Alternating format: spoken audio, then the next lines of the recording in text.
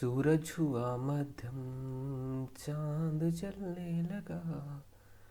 आसमां ये है क्यों पिघलने लगा। मैं ठहरा रहा, जमी चलने लगी। जय हिंद साथियों, स्वागत है आपका एडू 36 के इस ऑनलाइन प्लेटफॉर्म में। छत्तीसगढ़ पुलिस भर्ती परीक्षा 2024 जैसे कि हम लोग की थ्योरी क्लास चल रही थी और आज क्लास नंबर 14 है। 14th क्लास क्या देखने वाले हैं? छत्तीसगढ़ की लोक कला और संस्कृति हमारा टॉपिक चल रहा था और आज की क्लास में हम देखने वाले हैं छत्तीसगढ़ की लोक चित्रकला और गीत। गीत का छोटा सा पोर्शन बचा हुआ है, उसे कंप्लीट करेंगे और लोक चित्रकला यहाँ से क्वेश्चन बनता है आपके एग्जाम में। तो सारी चीजें हम ऐसे याद करेंगे कि आपको सब कुछ क्लास में ही याद हो जाए। बार बार चीज़ों को देखिए, पहले एक्सप्लेन किया जाएगा। चीज़ों को जब बार बार पढ़ा जाता है तो सारी चीज़ें आपको यहीं पे क्लास में ही याद हो जाएंगी, बाहर आपको याद करने की ज़रूरत नहीं पड़ेगी। तो चलिए, पहले हम लास्ट क्लास को जो पढ़े थे उसको रिवीजन करेंगे, उसके बाद नए क्लास की शुरुआत करेंगे। छत्तीसगढ़ की लोक कला एवं संस्कृति हमने स्टार्ट कर दिया था। लोक कला एवं संस्कृति होती क्या है? बिना तामझाम के जो नेचुरल या अंदर से जो कलाएं उद्भव होती हैं, जो निकलती हैं, उसे हम बोलते हैं लोक कला एवं संस्कृति। लोकगीत, लोक नृत्य, लोकनाट्य, त्योहार, पर्व, व्यंजन, आभूषण, ये सारे लोक कला एवं संस्कृति के पार्ट होते हैं। सारी चीजें हम बात करेंगे। लास्ट क्लास में हमने क्या देखा था? छत्तीसगढ़ के लोकगीतों की शुरुआत की थी। लोकगीत में पहला जो लोकगीत था वो पंडवानी था। पंडवानी कहाँ से आया था? जो महाभारत कथा है, महाभारत कथा में पांडवों की जो कथा है, पांडवों की जो कथा है उसी का छत्तीसगढ़ी रूपांतरण करते हैं सबल सिंह चौहान जी। सबल सिंह चौहान जी किस रूप में करते हैं? चौपाई एवं दोहा के रूप में महाभारत कथा को लिखते हैं। उसके बाद इसे गीत के रूप में झाड़ूराम देवांगन जी लिखते हैं। कौन? झाड़ूराम देवांगन जी गीत के रूप में लिख देते हैं, तब से ये पंडवानी गीत बन जाता है। तो पंडवानी के पितामह या गुरु कौन कहलाते हैं? झाड़ूराम देवांगन जी कहलाते हैं। आगे, पंडवानी की दो शैलियाँ होती हैं, एक खड़े होकर गाया जाता है और एक बैठ कर गाया जाता है। खड़े होकर जो गाया जाता है उसे बोलते हैं कापालिक शैली, और जो बैठ कर गाया जाता है उसे बोलते हैं वेदमती शैली। खड़े होकर कौन कौन गाते हैं? ऊ शांति, उषा बारले, शांतिबाई, तीजनबाई, ये लोग खड़े होकर पंडवानी गायन करते हैं या फिर कापालिक शैली की लोग हैं। ठीक है। वेदमती शैली में झाड़ूराम देवांगन, ऋतु वर्मा, रेवाराम साहू और पुनाराम निषाद, ये चार लोग वेदमती शैली के गायक हैं।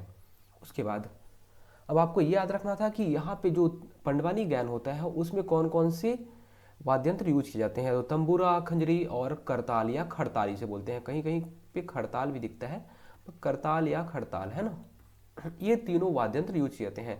तंबूरा, खंजरी और खड़ताल, तीन वाद्यंत्र रहते हैं। इसमें रागी रहता है जो गाने की शुरुआत करता है। कौन? रागी। हुंकार भरता है और गाने की शुरुआत करता है रागी। बाद में इसे गायक रहते हैं, गायक उसे दोहराते हैं। रागी हुंकार भरेगा, गाना गाएगा, फिर गायक उसे दोहराएंगे। आगे देखते हैं। उसके बाद हमने प्रेम या प्रणय गीत की शुरुआत कर दी थी। प्रेम या प्रणय गीत जिसे लव सॉन्ग बोलते हैं। ददरिया छत्तीसगढ़ का सबसे फेमस लव सॉन्ग है। ददरिया लोकगीतों का राजा कहा जाता है इसे। सवाल जवाब शैली में होता है। खेत पे फसल बोते रहते हैं युवा और युवतियाँ, और उस टाइम पे सवाल जवाब करते रहते हैं, अपनी बातों को एक दूसरे तक पहुंचाते हैं।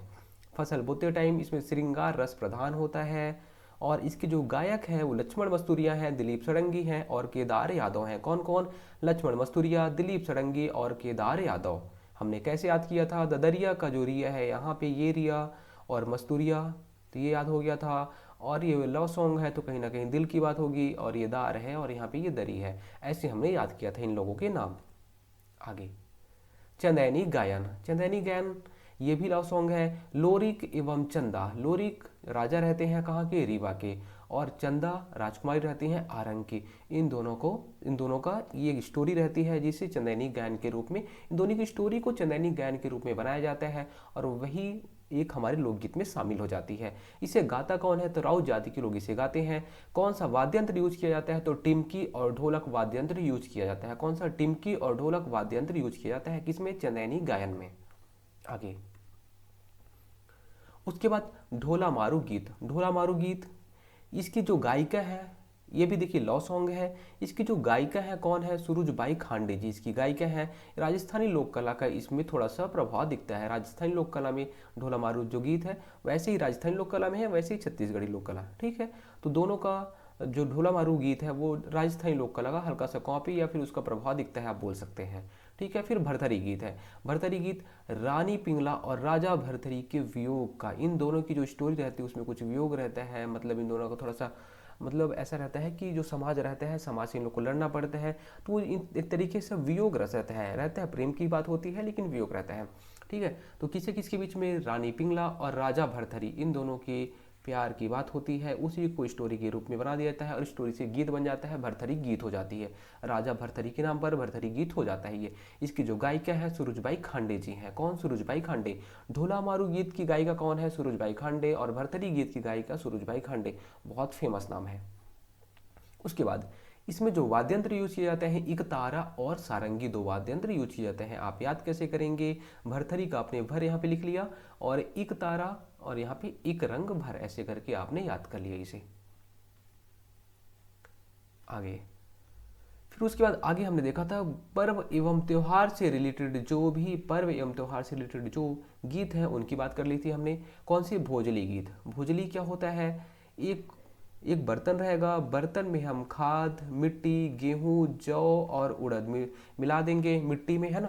सारी चीज़ें मिलाने के बाद कुछ टाइम बाद ये पौधा बन जाता है। इसी पौधे को हम बोलते थे क्या? भोजली बोलते हैं। रक्षाबंधन के दूसरे दिन भोजली त्योहार, भोजली गीत गाया जाता है, भोजली त्योहार भी होता है। ठीक है। तो कब?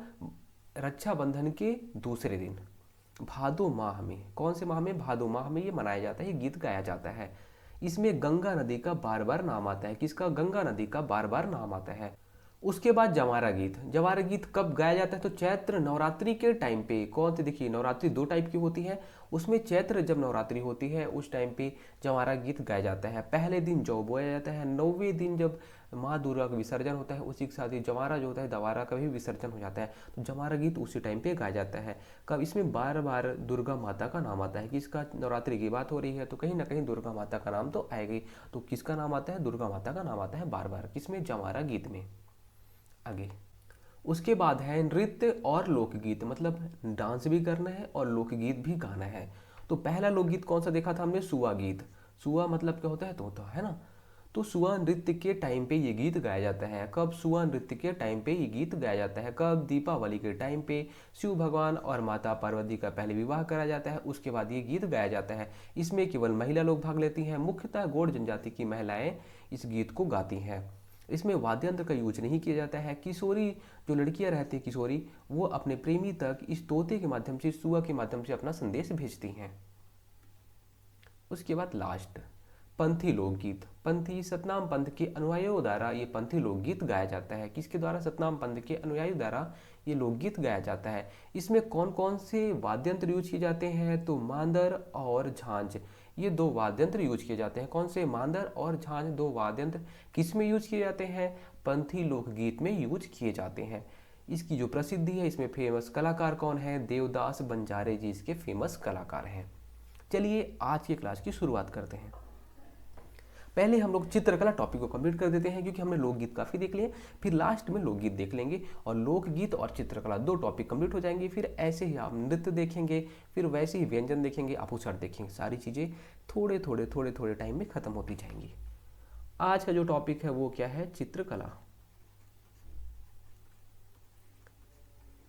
चित्रकला देखिए, वैसे तो अगर पेंटर है, कोई अच्छा सा पेंट कर दिया तो एक चित्र हो जाएगा, लेकिन हम किसकी बात कर रहे हैं? लोक कला की बात कर रहे हैं, जो हमारे छत्तीसगढ़ी में है। ठीक है। बाहर की चित्रकला तो अलग है, कलाकार बहुत सारे हैं, उनकी हम बात ही नहीं करेंगे। हमारे यहाँ जो छत्तीसगढ़ में जो फेमस चित्र बनाए जाते हैं उनकी बात करेंगे, जो यहीं से उद्भव हुई है, जो यहीं से निकली है चित्र, उसी की बात करेंगे। पहला चित्र सवनाही। सवनाही चित्र, ठीक है, बहुत फेमस है। ये सवनाही चित्र कब बनाया जाता है? तो सवनाही चित्र सावन के, देखिए आपको यहाँ से नाम में समझ में आ रहा होगा कि कहीं ना कहीं सावन माह में बनाया जाता होगा। सावन माह में, ठीक है, सावन माह में ये सवनाही चित्र बनाया जाता है। कहाँ पर? घर की मुख्य दीवारों पर। घर की मुख्य दीवारों पर गोबर से सावन माह में चित्र बनाया जाता है। जो घर का मुख्य या मेन डोर रहेगा वहां पे, घर की मुख्य दीवारों पर, मुख्य दीवारों पर ये चित्र बनाया जाता है। कौन बनाता है? तो महिलाएं लोग बनाती हैं, महिला लोग बनाती हैं, है ना। वैसे भी पुरुषों को चित्र बनाना ज़्यादा आता नहीं है, मुझे ऐसा लगता है, मैंने जहाँ तक देखा है, ठीक है। तो महिलाओं द्वारा बनाया जाता है ये। देखिए चित्रकला में हमने क्या देखा? सवनाही चित्र। सावन माह में, सावन माह में कब? हरेली के टाइम की बात हो रही है। हरेली कब मनाया जाता है? सावन माह में मनाया जाता है। तो सावन माह में हरेली के टाइम पे घर की मुख्य दीवारों पर, घर का मेन डोर, जैसे आपका घर होगा, गांव में होगा, तो घर का जो मेन डोर होगा वहाँ पे सवनाही चित्र बनाया जाएगा। कौन बनाएंगी? मम्मी, दादी, ये जो लोग रहती हैं यही लोग बनाती हैं सवनाही चित्र। आगे समझ में। अब दूसरा दूसरा चित्र, गोबर चित्रकारी। गोबर से भी देखिए, अभी क्या गोबर से क्या पूरे भारत में मनाते होंगे? नहीं, हमारे यहाँ का फेमस है गोबर चित्रकारी। बाकी सब लोग तो उतना आर्ट है ही नहीं कि ये सब भी कर पाए, ठीक है। गोबर चित्रकारी कब? गोबर से चित्रकारी कब की जाती है? तो दीपावली के टाइम पे। दीपावली के टाइम पे होता क्या है? दीपावली के टाइम पे देखिए, दिवाली टाइम पे ही आपको पता होगा कि जनरली धान की फसल आती है घर पे, है ना। कब? बारिश टाइम पे धान को बुवाई हो जाती है और उसके बाद दिवाली के टाइम के आसपास ही धान की फसल आती है। तो धान आती है कहाँ पे? धान की कोठरी रहती है, उसी में धान को रख देते हैं किसान लोग। जो भी धान की कोठरी रहेगी उसी में धान को रख देते हैं। इसी कोठरी में गोबर से चित्र बना दिया जाता है। जो ये कोठरी रहेगी इसी में किसका चित्र बना देता है? गोबर से चित्र बना दिया जाता है। और क्या कामना की जाती है? कि ऐसे ही समृद्धि, ऐसे ही अन्न धन आता रहे। तो जब ये होता कब है? देखिए दीपावली के टाइम पे जब धान फसल आती है तो जो हमारे यहाँ क्या रहता है, धान का एक कोठरी रहता है, कोठरी में गोबर से चित्रकारी कर दी जाती है और कामना की जाती है कि ऐसे ही अन्न धन संपदा आती रहे घर में, ठीक है। तो आपको क्या याद रखना है कि अन्न धन समृद्धि हेतु, अन्न धन समृद्धि हेतु ये चित्रकारी की जाती है। किस में की जाती है? तो धान की कोठरी में। धान की जो कोठरी रहती है उसमें गोबर से, उसमें गोबर से चित्र बनाया जाता है। गोबर को पवित्र माना जाता है, ठीक है। इतना चीज हमें गोबर चित्रकारी में याद रखना है। दीपावली के टाइम में धान की कोठरी में अन्न धन की समृद्धि हेतु, कि भविष्य में ऐसे ही अन्न धन आता रहे, धान आता रहे, इसीलिए गोबर से चित्रकारी करती जाती है। उसके बाद है नोह डोरा। नोह डोरा या इसे हम बोलते हैं उद्रेखण चित्रकला। उद्रेखण चित्रकला, ठीक है। आपके एग्जाम में क्वेश्चन कैसे बनेगा? ये हम चित्रकला तो पढ़ रहे हैं, तो चित्रकला का नाम दे देगा और बोलेगा ये कहाँ पर बनाया जाता है, किस टाइम पर बनाया जाता है। बहुत ईजी क्वेश्चन पूछता है यहाँ से। नोहडोरा आपको समझ में आ रहा होगा, कहीं ना कहीं जब नए घर में जब प्रवेश होने वाले रहते हैं उस टाइम पे नोहडोरा चित्रकला बनाई जाती है। नोहडोरा चित्र बनाया जाता है कब? जब नए घर में प्रवेश करना होता है तो प्रवेश के पहले दीवारों पर मिट्टी से चित्र बनाए जाते हैं। किसके चित्र बनाए जाते हैं? पेड़ पौधे, जीव जंतु की चित्र बनाए जाते हैं। घर में प्रवेश करने के पहले दीवारों पर मिट्टी से चित्र बनाए जाते हैं। किसका? पेड़ पौधे और जीव जंतुओं का। बस ऐसे ही छोटी छोटी चीजें हैं।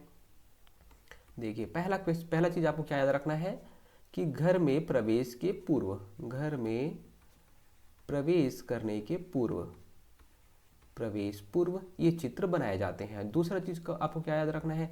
किसके? तो मिट्टी से बनाया जाता है और पेड़ पौधे जीव जंतु के, है ना।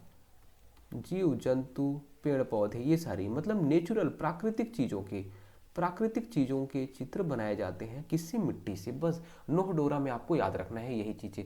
अब आपके एग्जाम में क्वेश्चन क्या पूछेगा? क्या ये दीपावली के टाइम में बनाया जाता है, इसे किसी विशेष अनुष्ठान की जरूरत होती है तब बनाया जाता है, या फिर जब बच्चा पैदा होता है तब बनाया जाता है, या फिर घर में प्रवेश करने के पूर्व बनाया जाता है? तो आपको बस इतना याद रखना है कि घर में प्रवेश करने के पूर्व बनाया जाता है, बस। ऐसे ही एक और है आठे कन्हैया। आठे कन्हैया, कन्हैया नाम आया मतलब कहीं ना कहीं कृष्ण भगवान का रिलेशन होगा। तो ये कब चित्र बनाई जाती है? तो कृष्ण जन्माष्टमी के टाइम बनाई जाती है। कृष्ण जन्माष्टमी के टाइम के टाइम ये चित्र बनाया जाता है, के समय ये चित्र बनाया जाता है। कैसे? घर की जो दीवारें रहेंगी, घर की दीवारों पर देखिए, जब भी चित्रकला की बात होगी तो जो हमारे छत्तीसगढ़ में क्या फेमस है, घर की दीवारों पर ही मैक्सिमम चित्र बनाए जाते हैं। कहाँ पर? घर की दीवारों पर ही मैक्सिमम चित्र बनाए जाएंगे। घर की दीवारों पर, घर की दीवार पर पुतरी बनाए जाते हैं कृष्ण भगवान के रूप में, है ना। तो घर की दीवारों पर पुतरी के रूप में, है ना, पुतला पुतली आपने सुना होगा, तो पुतरी के रूप में चित्र बनाए जाते हैं घर की दीवार पर पुतरी के रूप में। ठीक है, तो आठे कन्हैया क्या होता है? कृष्ण जन्माष्टमी के समय घर की दीवार पर पुतली बनाकर ऐसी पूजा की जाती है, गीत वो चित्र बनाया जाता है। बस हो गया, आपको इतना याद रखना। नो डोरम क्या याद रखना था? घर में प्रवेश करने के पूर्व। उसके बाद दो और छोटे छोटे से चित्रकला है, जो कलाएं हैं, दो और चित्र बचे हुए हैं। उसके बाद हमारा चित्रकला वाला टॉपिक कंप्लीट। छोटी छोटी चीजें हैं, हमें चित्रकला में ज़्यादा कुछ मेहनत करना नहीं है। क्या क्या? एक है हरतालिका, हरितालिका बोलते हैं हम लोग, हरितालिका चित्रकला। ये क्या होता है? तीजा पर्व के समय हरतालिका कब मनाया जाता है, आपको याद रखना चाहिए। कब? जब तीजा पर्व होता है उस टाइम पे ये चित्र बनाया जाता है। तीजा पर्व के समय होता क्या है?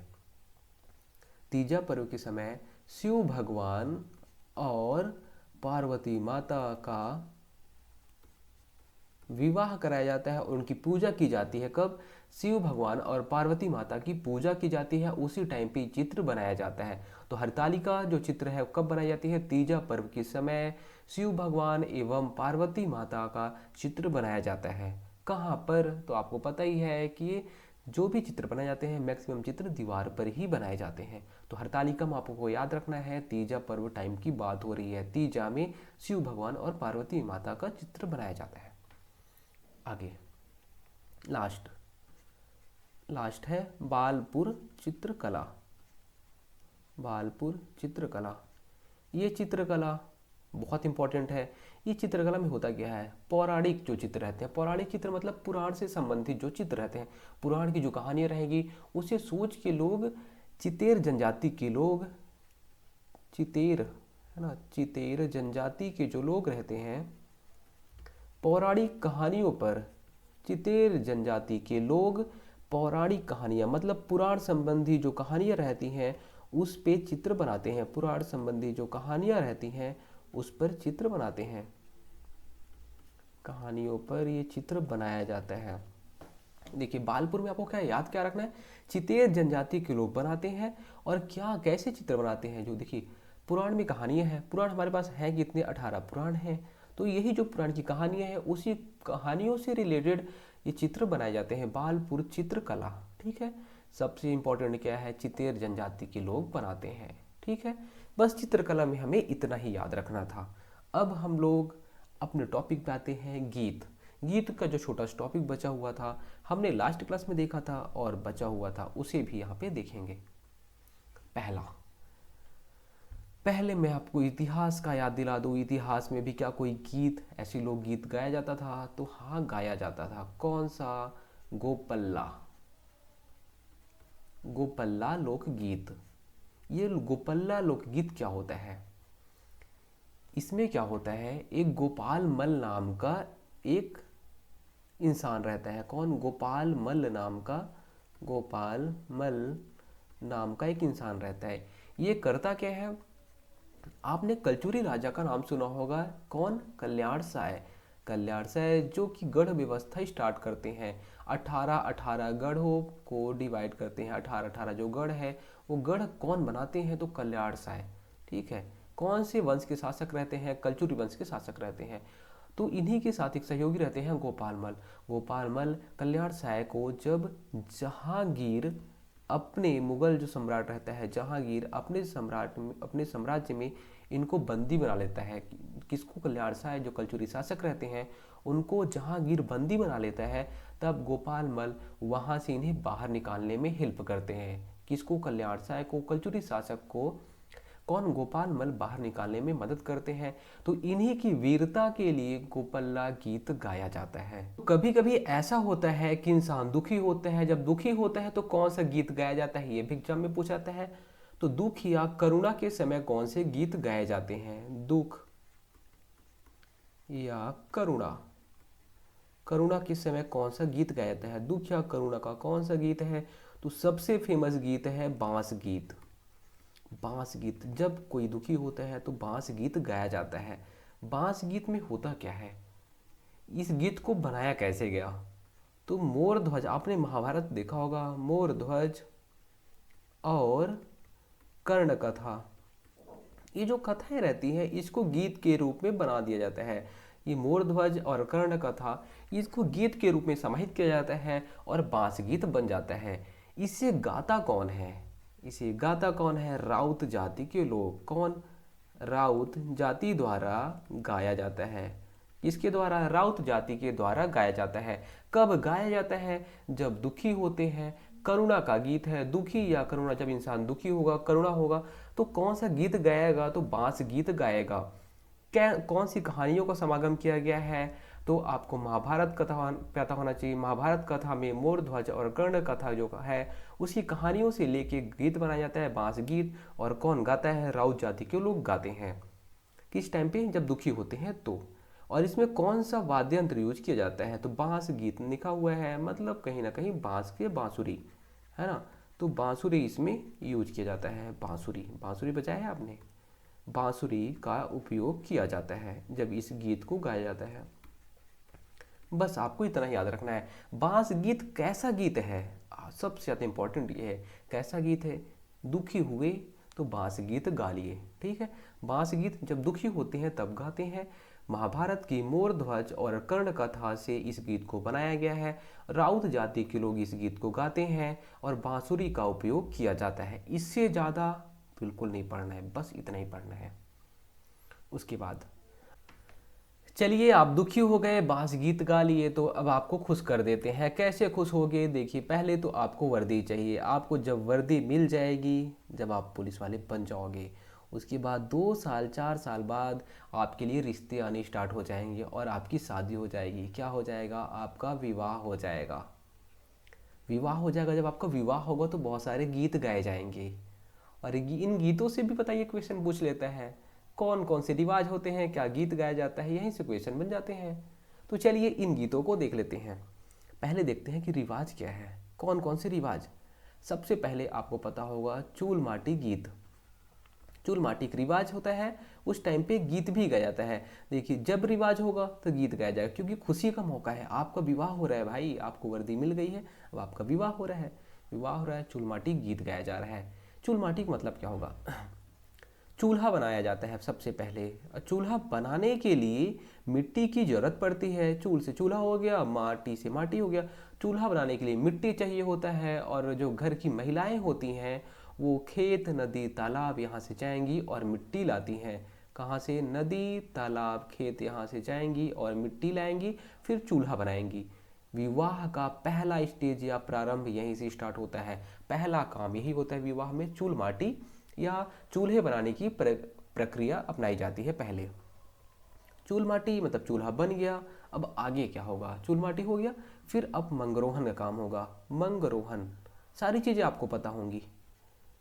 मंगरोहन क्या होता है? एक कास्ट रहता है ऐसी, उसे गड़ाया जाता है, ठीक है, ऐसे गड़ाया जाता है। और इसका काम क्या होता है? इससे अपेक्षा की जाती है कि जो बुरी शक्तियां हैं वो सारी चीज़ें मत आए। अब विवाह में जब विवाह हो तो जो भी बुरी शक्तियां हैं, होता है एक निगेटिव एनर्जी होती है, एक पॉजिटिव एनर्जी। तो निगेटिव एनर्जी इनके विवाह में मत हो, मतलब इनका जो आने वाला जो जीवन है वो उसमें निगेटिव चीज़ें ना हो, ठीक है। तो उसे बोलते हैं हम लोग मंगरोहन। उस टाइम पे गीत गाया जाता है। क्या होता है? काष्ठ गड़ाते हैं। मंगरोहन में केवल काष्ठ गड़ाते हैं, आपको इतना पता होना चाहिए। उसके बाद तेल चघी। क्या होता है? तेल चघी। तेल चघी, इसमें आपको नाम से ही समझ में आ रहा होगा तेल चघी क्या होता है। जो वर और वधू, कौन? वर और वधू, लड़का और लड़की आप बोल सकते हैं। वर वधू जो रहते हैं उन्हें हल्दी और तेल लगाया जाता है। वर वधू को हल्दी और तेल लगाया जाता है 5 बार। उनके पैर से लेके हाथ तक, ऐसे उनके सर तक ले जाते हैं, है ना। 5 बार तेल और हल्दी ऐसे उसको मिक्स करते हैं और उसको पैर से लेके हाथ तक, सॉरी, सर तक ले जाते हैं, ठीक है। तो ये होती है प्रक्रिया क्या? तेल चगी की। इस टाइम पे गीत गाया जाता है। बस आपको इतना ही पता रहना चाहिए, उससे ज़्यादा बिल्कुल नहीं। जब आपकी शादी होगी तो अब आप पता करते रहिएगा। उसके बाद मायन गीत। कौन सा गीत? मायन गीत। ये मायन गीत कब गाया जाएगा? मायन टाइम पे गाया जाता है। कब? मायन, एक जब विवाह होता है उस टाइम पे एक रिवाज रहता है मायन का, उस टाइम पे गीत गाया जाता है। किस लिए गाया जाता है? जो कुल देवी देवता हैं उनकी आराधना के लिए, कि जो विवाह हो, विवाह के बाद इनका जीवन अच्छा हो जाए, इसके लिए कुल देवी देवताओं की पूजा की जाती है। तो जो कुल के देवी देवता होते हैं, जो कुल के देवी देवता होते हैं उनकी पूजा के लिए मायन गीत होता है। ठीक है, अब आगे आइए। आगे है नह डोरी। नह डोरी रिवाज, नहाने के बाद डोरी बांधना। देखिए, नह से नहाना हो गया, डोरी हो गया। नहाने के बाद जो डोरी बांधा जाता है लड़का और लड़की को, उस टाइम पे गाना गाया जाता है। देखिए, हर जगह गाना गाया जाएगा, लोकगीत पढ़ रहे हैं हर, और आपका विवाह हो रहा है, कहीं ना कहीं खुशी की बात है। खुशी की बात है तो गाना गाते चलो, चले छैया छैया। ठीक है, चलिए, नह डोरी हो गया। नहाने के बाद आपने क्या बांध दिया? कंकन, या फिर इसे बोलते हैं डोरी बांधना। ठीक है, उसके बाद नकटा। ये नकटा भी एक रिवाज होता है। नकटा रिवाज क्या होता है? जब बारात प्रस्थान होने वाला था, देखिए अब आपको डोरी वोरी बांध दिए हैं, अब आपका कल बारात होने वाला है, और किसकी बात हो रही है? लड़के की। जब लड़के की बारात जाने वाली रहती है उसके एक रात पूर्व महिला लोग डांस करती हैं। ठीक है, तो वर महिला है ना, वर के घर की जो महिला रहेंगी, जो लड़के की घर की जो महिला रहती है, जब बारात निकलने वाला था उसके एक रात पहले इन लोग फुल डांस करते हैं महिला लोग। ठीक है, तो आपको नकटा प्रक्रिया या फिर नकटा जो रिवाज है वो पता होना चाहिए। उसके बाद परघौनी। मुझे उम्मीद है सारी चीज़ें आपको पता होंगी, फिर भी रिवाज और इसके जो वैल्यू होते हैं वो सारी चीज़ें आपको पता होनी चाहिए। ठीक है, परघौनी। परघौनी क्या होता है? अब आपका बारात निकल गया, नकटा में बारात निकल गया। कब निकला? देखिए, बारात क्या हुआ, निकलने वाला है और महिला लोग डांस कर रही हैं नकटा में एक रात पूर्व। कल बारात निकलने वाला है, आज डांस होगा, है ना, जितने भी घर की महिलाएं हैं फुल डांस करेंगी। उसके बाद परघौनी। ये बारात अब पहुंच गई लड़की के घर, तो लड़की के घर जब पहुंचती है तो स्वागत के टाइम पे लड़की के घर वाले स्वागत करते हैं, लड़के के घर वालों का स्वागत टाइम पे परघौनी गीत गाया जाता है। उसके बाद है भड़ौनी गीत। अब लड़के लोग पहुंच गए, लड़के के घर वाले पहुंच गए वहां पे बारात लेके लड़की के घर, तो भड़ौनी गीत गाया जाएगा। भड़ौनी गीत क्या? अभी पहुंच गए, बेचारे थके रहेंगे, तो उस टाइम पे इन लोग गाना गाएंगे। अब वो खाना ना खाएंगे ये लोग, लड़के लोग, तो जो लड़के के घर वाले हैं इन लोग खाना खाते हैं, तो जो वधु पक्ष वाले रहते हैं उन लोग हास या मस्ती मजाक में गाना गाते हैं। तो कौन गाता है? वर और वधु के जो घर वाले रहते हैं, वधु के घर के लोग, है ना, ये लोग मस्ती मजाक में गाना गाते हैं। क्या? भड़ौनी गीत इसे बोलते हैं हम लोग, भड़ौनी गीत। कब गाया जाता है? तो जब ये वर के साइड वाले लोग जाते हैं, जब खाना खाते रहते हैं, उस टाइम पे भड़ौनी गीत गाया जाता है। उसके बाद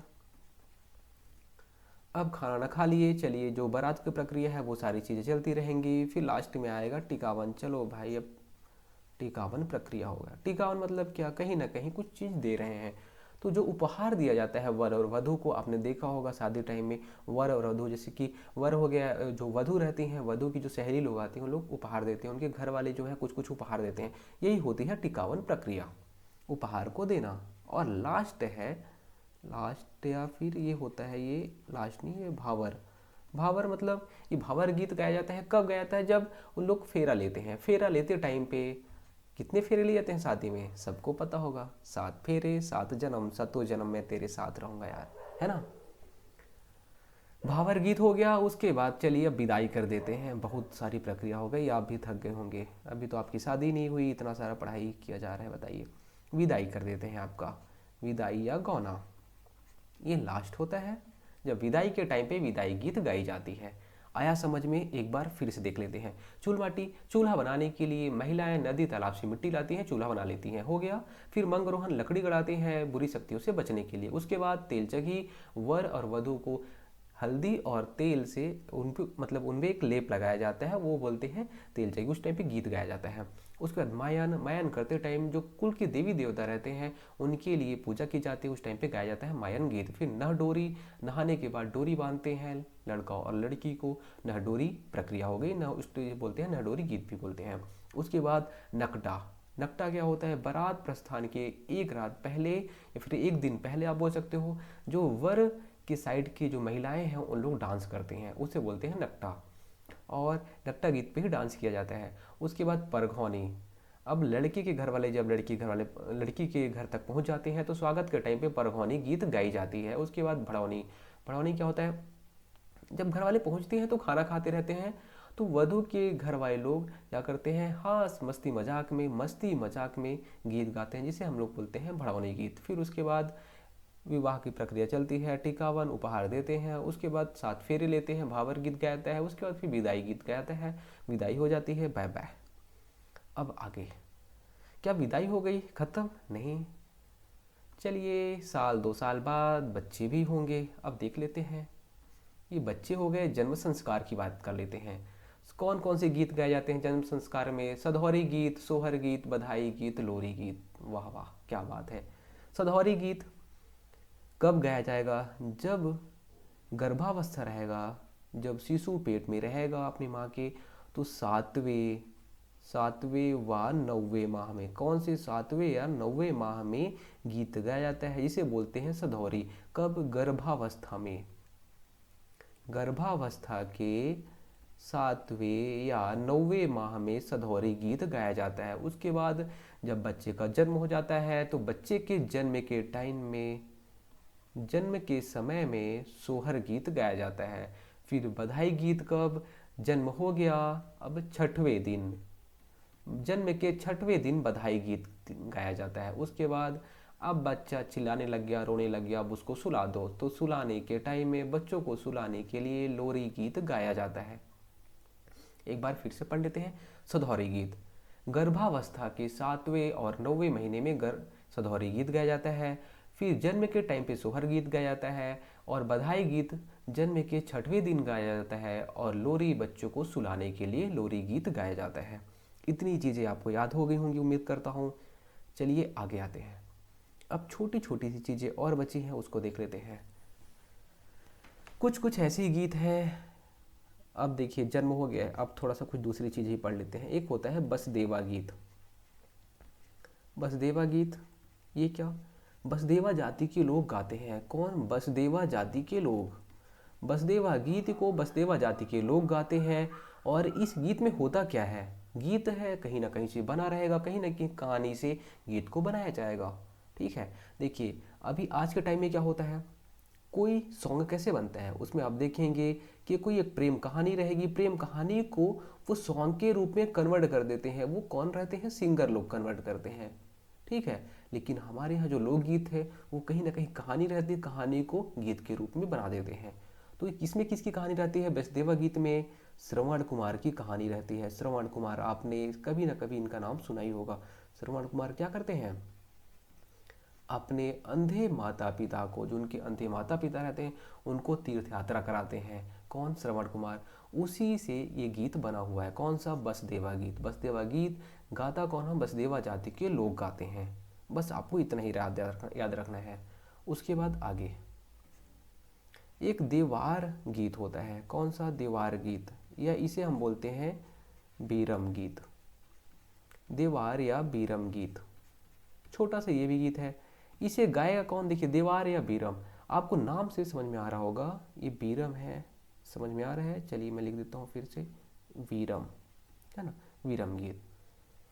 इसे गाया कौन? देवार जाति के लोग। देवार जाति के लोग, ये घुमंतु जाति होती है, घूमते रहते हैं ये लोग, घूम घूम के अपना जीवन यापन करते हैं, घूम घूम कर जीवन यापन करेंगे, भागेंगे, खाएंगे, फिर घूमेंगे। तो घुमंती जाति या देवार जाति के लोग। ठीक है, कैसे? जब भिक्षा मांगते हैं ये लोग, क्या करेंगे? घूमते रहेंगे और भिक्षा मांगेंगे, फिर वहाँ से खाएंगे, फिर आगे निकल जाएंगे। तो भिक्षा मांगते टाइम ये गीत गाया जाता है, भिक्षा मांगते समय। ठीक है, आपको ये समझ में आ गया होगा क्या? देवार या वीरम गीत। इसको कट कर देते हैं। ठीक है, वीरम गीत कैसे?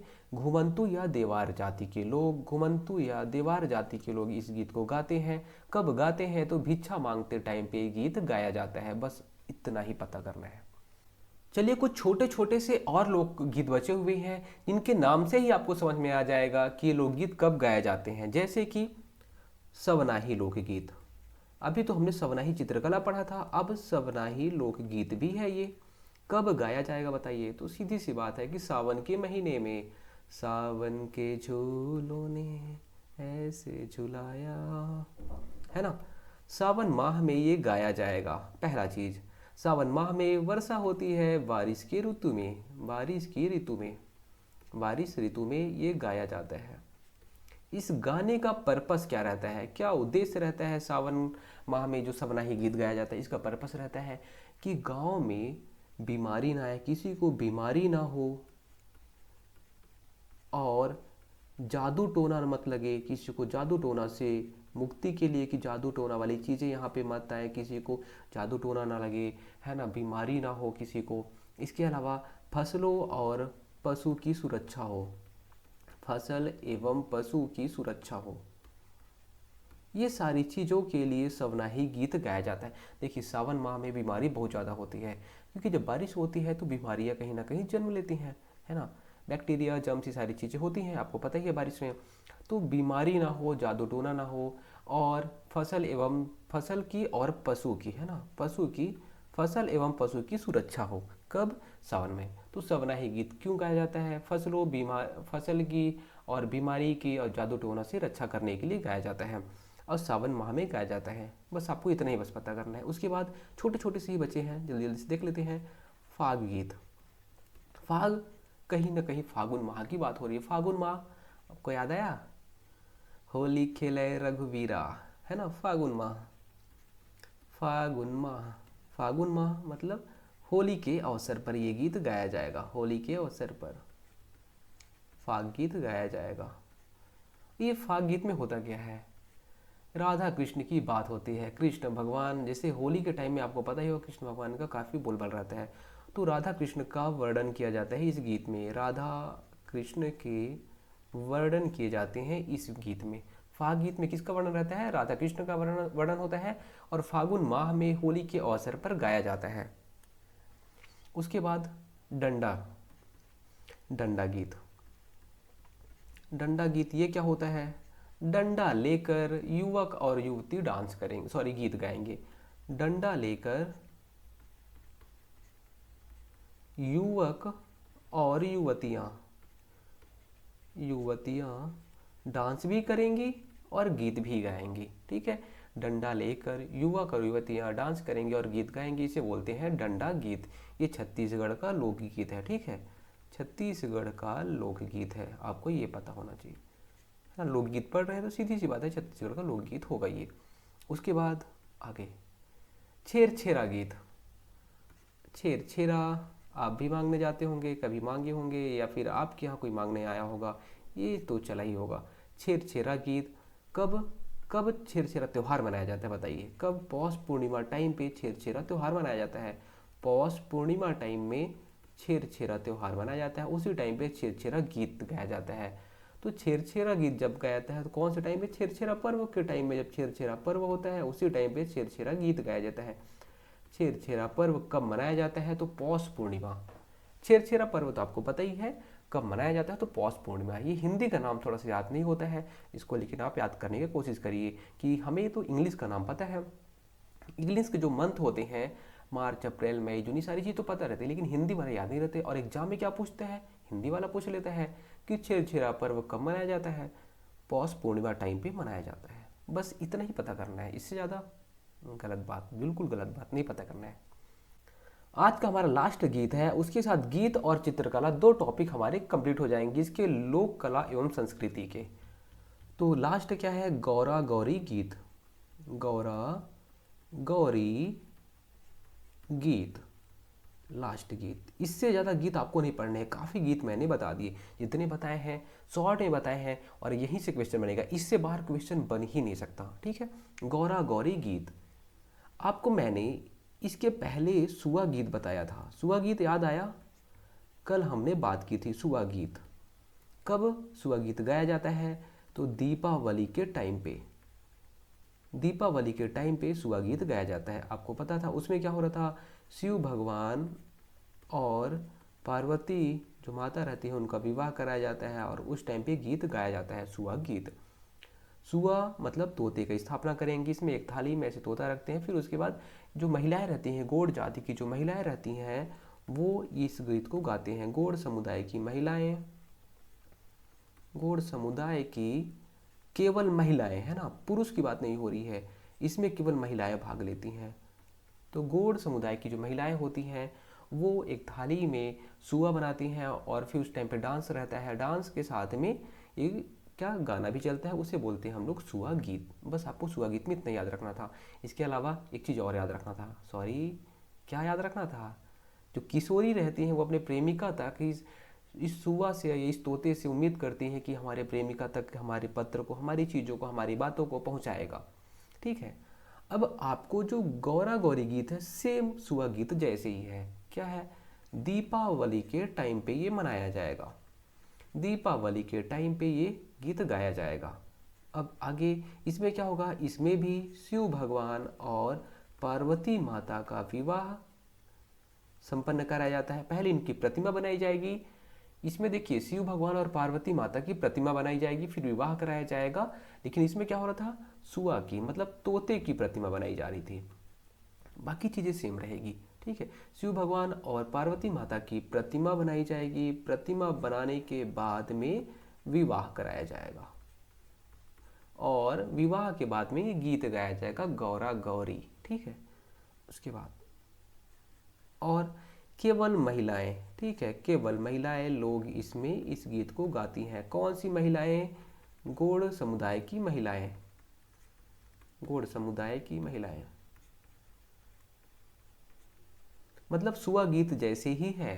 ठीक है, सुआ गीत और गौरा गौरी गीत सेम ही है। चलिए एक बार रिवीजन कर लेते हैं जो भी आज हमने पढ़ा है, उसके बाद क्लास को एंड करते हैं। रिवीजन उतना ही ज़्यादा ज़रूरी है जितना आपने पढ़ा है।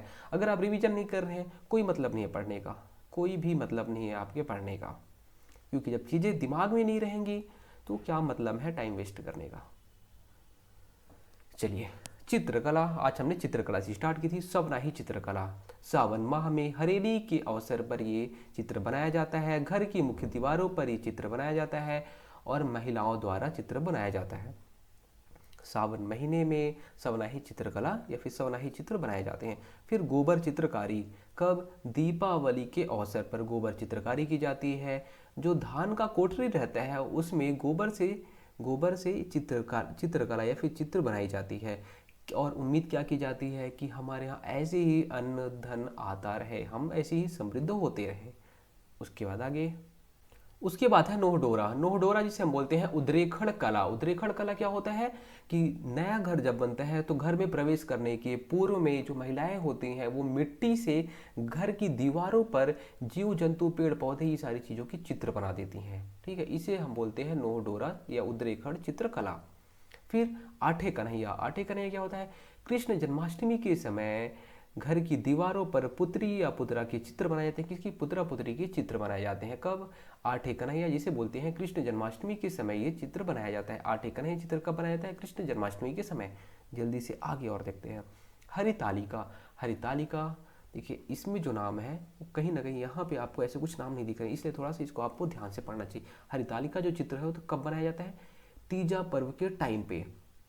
तीजा पर्व के टाइम पे हरतालिका चित्र बनाया जाता है। शिव भगवान एवं पार्वती माता से रिलेटेड है। जो चित्र बनाए जाते हैं वो शिव भगवान एवं पार्वती माता का विवाह के संपन्न ये चित्र बनाए जाते हैं। ठीक है, तो पहले विवाह कराया जाता है, उसका चित्र बना दिया जाता है इनका। किसका किसका? शिव भगवान एवं पार्वती माता का। उसके बाद बालपुर। बालपुर में क्या रहता है? चितेर जनजाति के लोग इस चित्र को बनाते हैं। कौन? चितेर जनजाति के लोग इस चित्र को बनाते हैं। और किससे रिलेटेड रहता है? तो पुराण संबंधी जो कहानियाँ रहती हैं उससे रिलेटेड ये चित्र रहता है। इसमें किसका प्रभाव दिखता है? मेनली ये मध्य छत्तीसगढ़ में बनाया जाता है और इसमें कुछ उड़ीसा का प्रभाव दिखता है।